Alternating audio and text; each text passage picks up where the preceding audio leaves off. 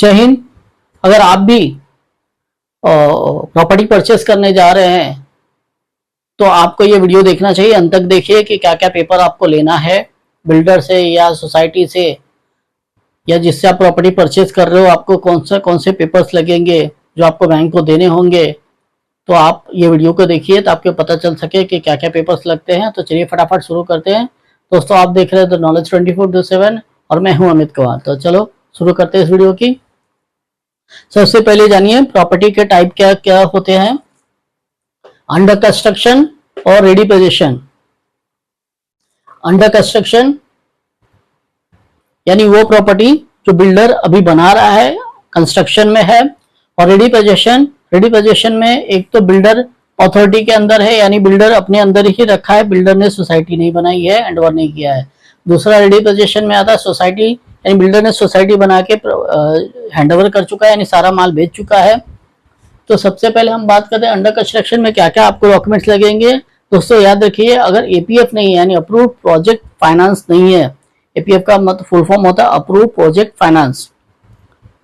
तो approve project जो है, आपका प्रोजेक्ट जो है, आप जो बिल्डिंग खरीदे हो, जिस बैंक से लोन ले रहे हो आप, अगर वहां पे वो अप्रूव प्रोजेक्ट नहीं है, अप्रूव नहीं है, तो आपको क्या क्या डॉक्यूमेंट्स लेने हैं। डेवलपमेंट एग्रीमेंट लेना है आपको, अप्रूव प्लान कॉपी लेना है, सीसी लेना है, एनए कॉपी लेना है और ड्राफ्ट एग्रीमेंट लेना है आपको। ये सारे पेपर्स आपने ले लेनी है। और रेडी पोजीशन में है और बिल्डर अंडरटेकिंग है, यानी बिल्डर ही उसका केयर करता है, पर प्रॉपर्टी रेडी हो चुका है। तो आपको क्या डॉक्यूमेंट लेना है। पहली बात, अगर बिक चुका है, प्रॉपर्टी रेडी पोजीशन है तो उसमें या तो बिक चुका है प्रॉपर्टी तो चैन एग्रीमेंट लेना है, प्लान कॉपी लेना है। अगर ओसी आ गया है तो ओसी लेना है, अगर ओसी है तो प्लान कॉपी की जरूरत नहीं है, एनओ कॉपी लेना है और ड्राफ्ट एग्रीमेंट लेना है। सेकंड, अगर डायरेक्ट बिल्डर बेच रहा है, यानी प्रॉपर्टी जो बिल्डर ने बनाया वो बिका नहीं है, डायरेक्ट बेच रहा है, तो ड्राफ्ट एग्रीमेंट लेना है, प्लान कॉपी लेना है। अगर ओसी है तो ओसी ले लेना है, प्लान कॉपी की जरूरत नहीं रहेगी, और एनए कॉपी लेना है। अगर प्रॉपर्टी टैक्स है तो वो भी ले लेना है। अगर रीसेल है, सोसाइटी बन चुकी है, तो आपको क्या लेना है, सोसाइटी रजिस्ट्रेशन सर्टिफिकेट ले लेना है, शेयर सर्टिफिकेट ले लेना है, प्लान कॉपी ले लेना है। अगर ओसी है तो प्लान कॉपी की जरूरत नहीं है तो ओसी ले लेना है। चैन एग्रीमेंट लेना है। चैन एग्रीमेंट मतलब मान लीजिए ए ने बी को बेचा और बी ने आपको बेचा, तो ए और बी का एग्रीमेंट आपको लेना है, और बी ने आपको बेचा तो आपका एक ड्राफ्ट एग्रीमेंट या सेल एग्रीमेंट आपने देना है। और ड्राफ्ट एग्रीमेंट, उसको चैन एग्रीमेंट कहते हैं, आप समझ गए। यानी ए ने बी को बेचा और बी आपको बेच रहा है, तो ए और बी का जो एग्रीमेंट होता है वो चैन एग्रीमेंट हो जाता है। तो ये सारे पेपर्स आपको बिल्डर से लेने हैं या जो भी अथॉरिटी से आप खरीद रहे हो उससे लेना है, जो भी बंदे से आप खरीद रहे हो, ये आपने डॉक्यूमेंट डिमांड करने हैं।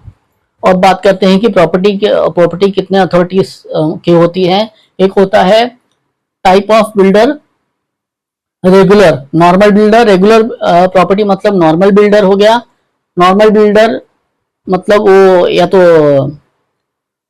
महानगर पालिका पासिंग होगा, कलेक्टर पासिंग होगा, पर ये सब नॉर्मल बिल्डर के तहत आते हैं। एक बिल्डर है जिसने लैंड एक्वायर करके डेवलपमेंट एग्रीमेंट करके बिल्डिंग बनाया है तो नॉर्मल में आ जाएगा। इसके अलावा होता है महाडा एक अथॉरिटी है जो बिल्डिंग बनाती है और सेल करती है। एसआरए स्लम रीडेवलपमेंट अथॉरिटी होती है जो स्लम को रीडेवलप करती है। और बगल में एक तो हो गया मेन एसआरए का फ्लैट, तो एसआरए का फ्लैट 10 साल बाद आप बेच सकते हैं, तो कम से कम 10 साल पुराना होना चाहिए तभी आप उसको खरीद पाएंगे। तो एसआरए का फ्लैट 10 साल बाद आपने खरीदना है, उसके पहले आपको उस फ्लैट पर लोन नहीं होगा जब तक कि नया अमेंडमेंट या नया कोई एक्ट पास ना हो जाए। सेकंड, एसआरए का सेलेबल पोर्शन है, या अगर मान लीजिए कोई चौल है उसको तोड़कर बिल्डिंग बनाया, तो जिन चौल के लोगों को घर दिया हो एसआरए में चले गए, और बगल में उसने एक सेलेबल बिल्डिंग बनाया, उसको नॉर्मल तरीके से आप खरीद सकते हैं, वो नॉर्मल में आ जाता है। सिडको, अगर सिडको का बिल्डिंग है तो आप वो भी, सिडको अप्रूव बिल्डिंग है तो आप सिडको वो भी कर सकते हैं। तो दोस्तों, और ये सब में जैसे कि अगर बिल्डर से आप लोन ले रहे हो तो बिल्डर एनओसी लगता है, वो बैंक वाला आपको बता देगा कि किस तरह से अपने कैसे एनओसी बनाना है। उसके अलावा सोसाइटी से ले रहे हो तो सोसाइटी एनओसी लगेगा, माड़ा से ले रहे हो तो माड़ा एनओसी लगेगा, एसआरए का तो एसआरए एनओसी लगता है, ट्रांसफर लेटर लगता है। तो आज के लिए इतना ही, धन्यवाद।